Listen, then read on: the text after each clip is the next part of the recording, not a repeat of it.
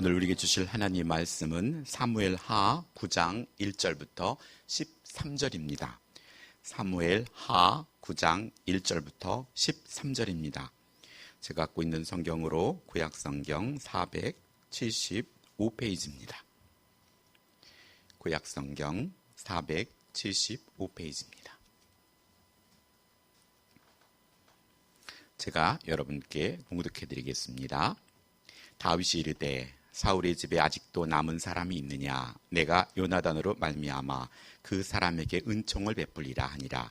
사울의 집에 종 한 사람이 있으니 그의 이름은 시바라. 그를 다윗의 앞으로 부르매 왕이 그에게 말하되 내가 시바냐 하니 이르되 당신의 종이니이다 하니라. 왕이 이르되 사울의 집에 아직도 남은 사람이 없느냐? 내가 그 사람에게 하나님의 은총을 베풀고자 하노라 하니 시바가 왕께 아뢰되 요나단의 아들 하나가 있는데 다리를 저는 자니이다 하니라. 왕이 그에게 말하되 그가 어디 있느냐 하니 시바가 왕께 아뢰되 로드발 암미엘의 아들 마기리 집에 있나이다 하니라. 다윗 왕이 사람을 보내어 로드발 암미엘의 아들 마길의 집에 그를 데려오니 사울의 손자 요나단의 아들 무비보셋이 다윗에게 나와 그 앞에 엎드려 절하매 다윗이 이르되 무비보셋이여 하니 그가 이르기를 보소서 당신의 종이니이다.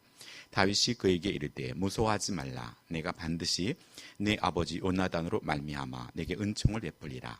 내가 내 할아버지 사울의 모든 밭을 다 내게 도로 주겠고 또 너는 항상 내 상에서 떡을 먹을지니라 하니 그가 절하여 이르되 이 종이 무엇이기에 왕께서 죽은 개 같은 나를 돌보시나이까 하니라.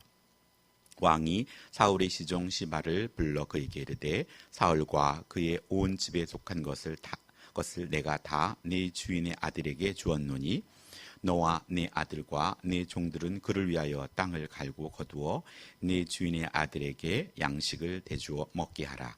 그러나 네 주인의 아들 무비보셋은 항상 내 상에서 떡을 먹으리라 하니라. 시바는 아들이 15명이요 종이 20명이라. 시바가 왕께 아뢰되 내 주 왕께서 모든 일을 종에게 명령하신 대로 종이 준행하겠나이다 하니라.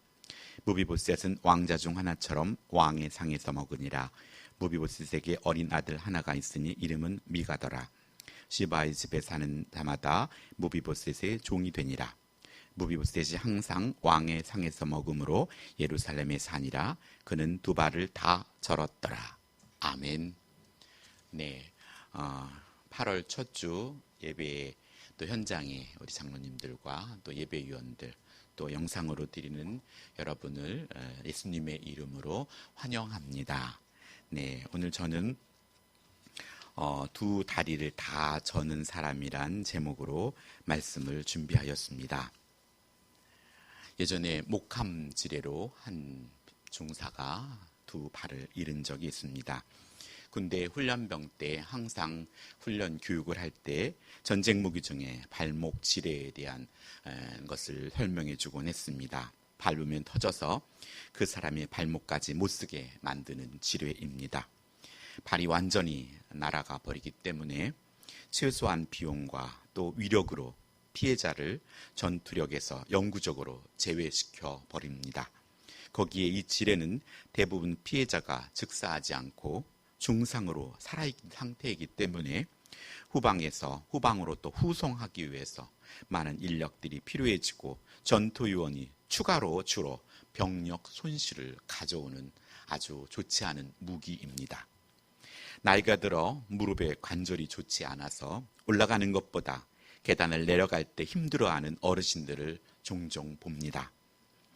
오늘 걷는 것이 정상적인 사람에게는 당연한 일이지만 장애를 가지고 있는 사람들에게는 우리가 걷는 것조차도 소원인 것입니다. 그러니 우리가 두 발로 걸어가는 것조차도 하나님께 감사해야 할 일입니다. 오늘 본문 마지막은 그는 두 발을 다 절더라 라고 마무리합니다. 한쪽도 아니고 두 발이 불편한 사람은 행동이 늦고 또 불이익을 당하기 일쑤입니다. 육신의 일만이 아니라 또 영적으로도 두 발을 다 저는 자는 복음의 신을 신고 나아가지 못합니다. 하여 영적인 비만에 처해지고 다른 사람을 섬기기보다는 섬김을 받아야 하는 위치에 서게 됩니다. 해서 밖으로 나가야 할 에너지가 안에서 소진되는 요소로 작용된다는 것입니다. 이 전략을 가지고 사탄은 교회 안으로 침투할 수 있습니다. 실제로 코로나 팬데믹을 이용해서 신천지가 신도들이 산 옮기기는 교회에 출석하여서 교회 성도들로부터 신뢰를 쌓고 또 교회 안에서 자리를 잡으면 교인들의 내부 불안 요소를 붙잡고 교회 흔들기를 시작한다 합니다. 분쟁에 불을 당겨서 개혁을 빙자하여 극단적인 대립과 또 반목과 분쟁을 유발하는 것입니다. 지금 신천지는 바깥에서 포교 활동을 할 수 없기 때문에 교회를 타겟으로 잡고 있다고 합니다. 두 발을 다 저는 영적인 신앙생활을 하는 자는 항상 누군가의 도움이 필요로 하며 하는 일에 제한적일 수밖에 없는 어린아이 신앙에 머물러 있는 상태입니다. 성숙한 신앙으로 성장하기 위한 과정의 한 과정이라면 괜찮지만 계속해서 그곳에 머물러 있다면 악한 영의 표적이 될 수 있다는 것입니다. 그래서 오늘 우리는 이 코로나19 상황 속에서도 우리와 나이와 또 모든 것에 상관없이 영적으로 계속해서 성장해야 한다는 것입니다. 맹수들은 사냥 방법은 몰이를 하면서 뒤처지는 것을 표적으로 삼습니다. 그래서 우리는 하나님께서 보내신 교회와 또 예배와 훈련을 활동해서 뒤처져 있지 않아야 합니다. 우리 모두는 죄악된 세상을 살아가면서 두 다리를 저는 사람처럼 저는 모습은 누구에게나 다 있습니다. 많은 것으로 이를 가려보고 하지만 많은 부작용이 많고 또 다른 상처와 아픔이 있습니다. 우린 연약하기에 연약한 자를 보면 동정이 가곤 합니다. 오늘 본문에 등장하는 무비보셋은 두 다리를 저는 장애인으로 조용히 변방에서 숨어 살고 있던 그가 지금은 다윗 왕궁에 살고 있습니다. 지금까지 아내와 아들에게 누리게 하고 싶었던 그 호사를 누리고 있는 것입니다. 꿈인가 했지만 꿈이 아닌 현실입니다. 하지만 그는 사실 그렇게 태어난 금수저였습니다.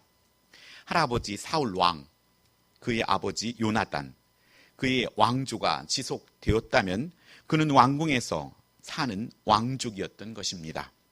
허나 블레셋이 쳐들어왔고 그의 할아버지 사울 왕과 또 아버지 또 요나단이 죽고 이스라엘은 패배를 합니다. 그가 금수저로 태어났으나 그는 나이 5살에 모든 것이 달라졌습니다. 블레셋 군사들이 무비보셋이 있는 곳까지 쳐들어왔고 어린 무비보셋도 위험의 처지가 된 것입니다. 이를 알리기 위해 한 병사는 급히 말을 불고 땀에 흠뻑 젖은 말을 탄 군사는 유모에게 소리칩니다. 애를 데리고 빨리 도망치십시오. 블레셋 군사가 몰려옵니다. 유모는 비통하게 흐느끼며 애써 정신을 가다듬며 겉옷을 챙기고 또 주섬주섬 먹을 걸 챙겼을 것입니다. 그리고는 아무것도 모르는 5살 된 무비보셋을 재촉합니다. 서둘러야 합니다. 어서요. 아이는 불안한 기운을 알아채리고 상기된 얼굴로 유모의 얼굴을 응시합니다.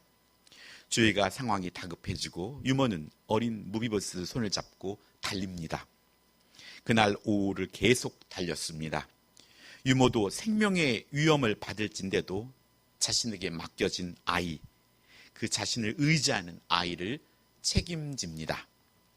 밤이 되면 숨죽이고 잠깐 눈을 붙이고 도망하는 마을마다 사람의 비명이 들리고 금세라도 블레셋 군사들이 들이닥칠 것 같은 불안감이 엄습해옵니다. 왕가의 자손으로 태어난 것은 축복이었지만 도리어 이제는 왕가의 자손이기에 더 위험해진 것입니다. 이제는 유모 손에 이끌려 도망자의 신세가 되었습니다. 유모는 힘들어 더 이상 갈 수 없는 어린 무비보셋을 머리를 감싸 안고 뜁니다. 달려서 도망가지 않으면 잡혀 죽고 마는 처지입니다. 어디를 얼마나 달렸을까? 적군을 피할 수 있는 곳이라면 쉬지 않고 달립니다. 그러다 그만 유모는 아이를 떨어뜨립니다. 어느 정도의 높이에서는 알 수 없지만 여린 아이의 두 발이 부러져 버렸습니다. 그때의 상황을 사무엘하 4장 4절은 말씀합니다. 사울의 아들 요나단에게 절뚝발이 아들 하나가 있으니 이름은 무비보셋이라. 전에 사울과 요나단은 죽은 소식이 이스라엘에 올 때에 그 나이 5살이었는데 그 유모가 안고 도망하더니 급히 도망함으로 아이가 떨어져 절개 되었더라 라고 기록합니다. 세상에서 느껴보지 못한 고통을 5살 아이가 느낀 것입니다.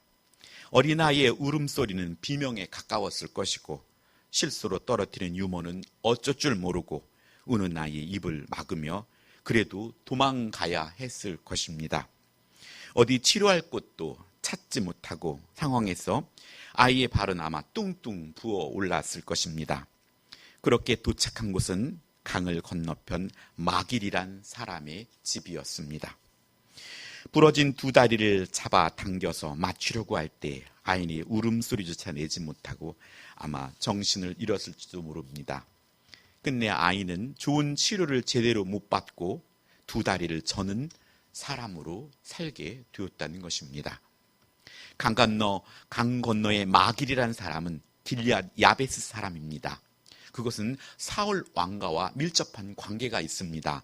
왜 유모는 그곳으로 뛰어간 걸까요? 오늘 사울 왕의 기름 부음을만 받고 정식으로 왕이 되지 못했던 때에 암몬 족속 요나단 동편 길리앗 야베스 지역을 포위한 일이 있었습니다.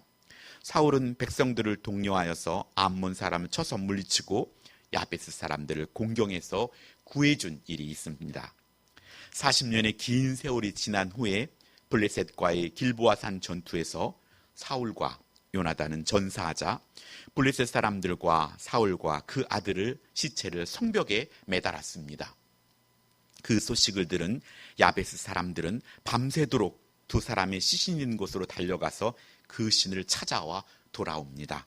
그리고 사울의 고향 기스가 아닌 자기들이 사는 야베스 에셀나무 아래에 그들을 장사 지내줍니다.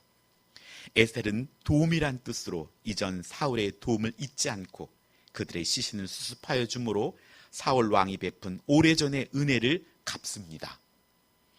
무비보셋이 요단 동편 길리앗 땅의 마길의 집에 있었던 것도 이전에 사울 왕에 대한 은혜를 갚으려는 차원으로 볼 수 있습니다. 길리앗 야베스 사람들이 사울에게 받은 은혜를 이토록 오래도록 기억하는 것은 우리에게 큰 감동과 도전을 줍니다. 전쟁 이후 블레셋은 이스라엘의 모든 것을 빼앗았고 이스라엘의 남은 자들에 의해 사울의 또 다른 아들인 이스보셋을 중심으로 용맹스러운 아브넬이 정권을 잡고 있었습니다.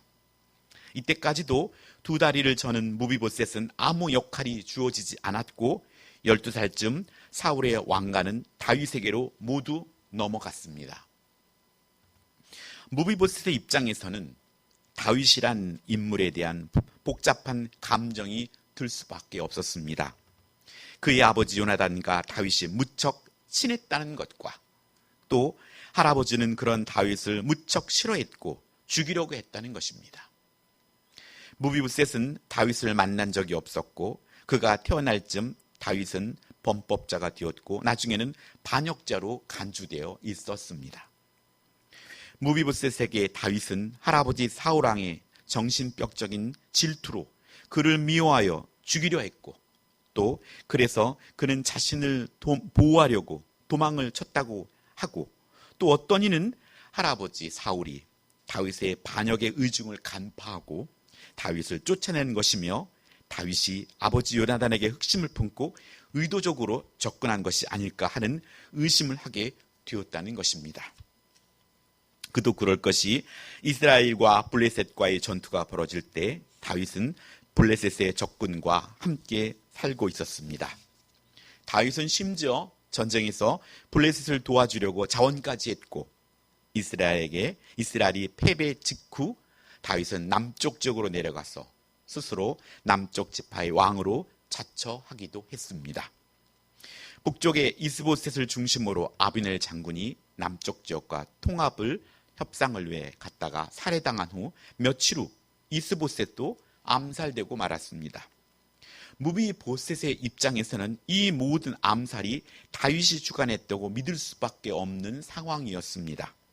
사람은 모두가 자기 관점에서 상황을 바라보고 판단합니다.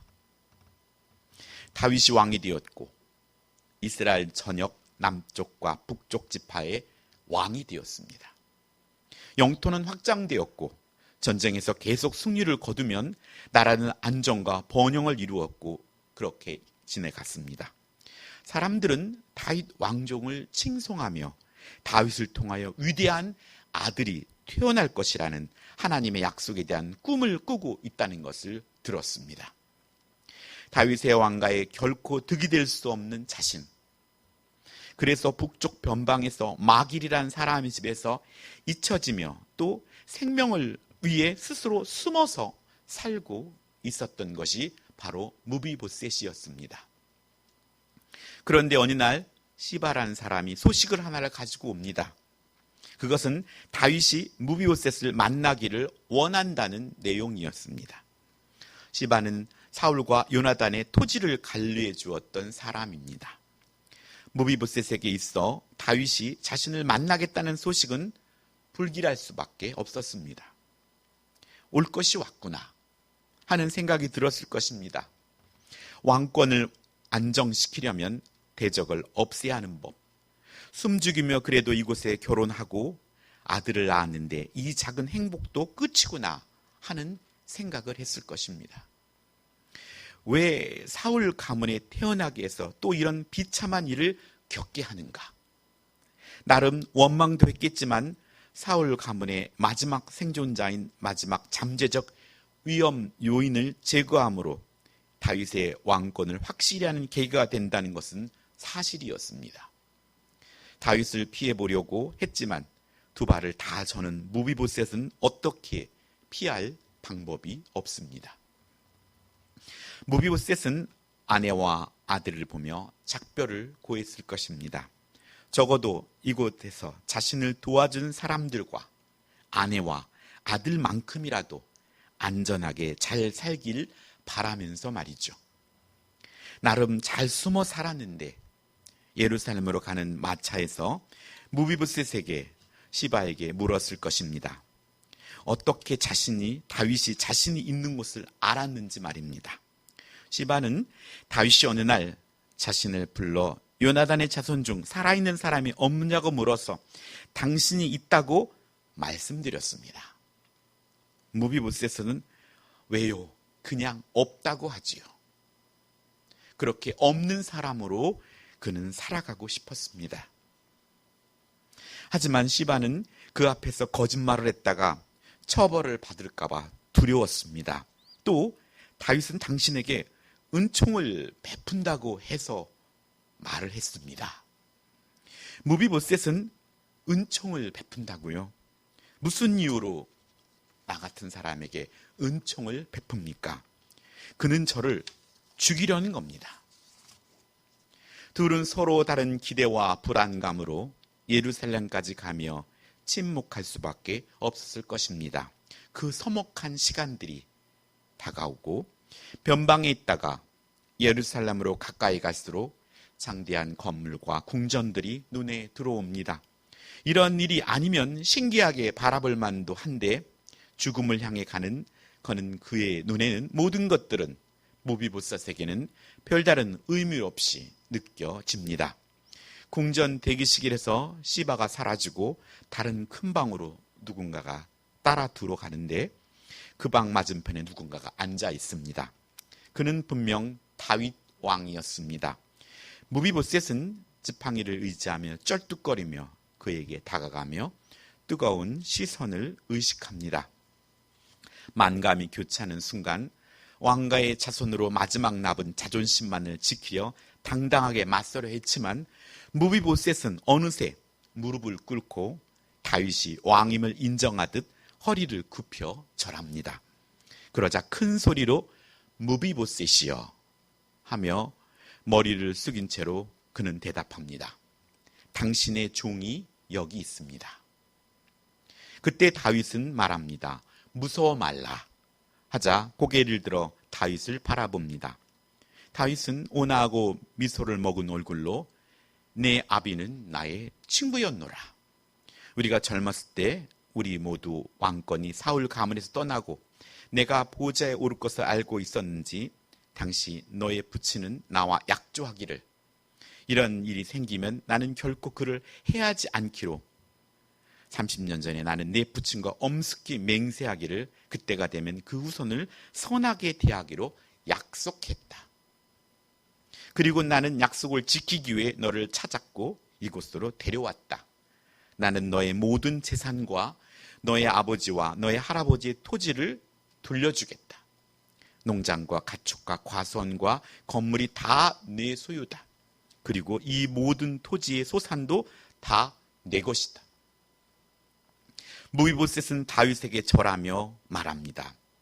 이 종이 무엇이기에 왕께서 죽은 개 같은 나를 돌아보시나이까 하며 겸손과 감사를 표현합니다. 다윗은 시바와 그의 아들들에게도 사울 왕을 이어 무비보셋을 섬기며 밭을 갈고 거두어 드리도록 명했습니다.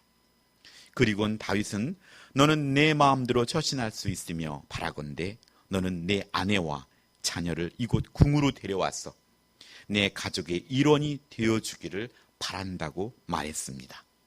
하여 왕자 중에 하나처럼 왕의 상에서 먹으라는 것입니다. 같이 밥을 먹는 것을 식구라고 합니다. 그는 죽을 위치에 있었고 죽을 줄 알았습니다. 그런데 지금 그는 다윗 왕의 왕자처럼 왕궁에 있습니다. 그런데 다윗은 정말로 그를 아들처럼 대해주겠다는 것입니다. 이것이 무비보셋은 믿어지질 않았습니다. 하지만 그것은 진실로 현실이었습니다. 다윗은 무비보셋에게 빚진 것이 없습니다. 그럼에도 다윗은 그를 찾아 그의 아버지 요나단과의 약속을 이행한 것입니다.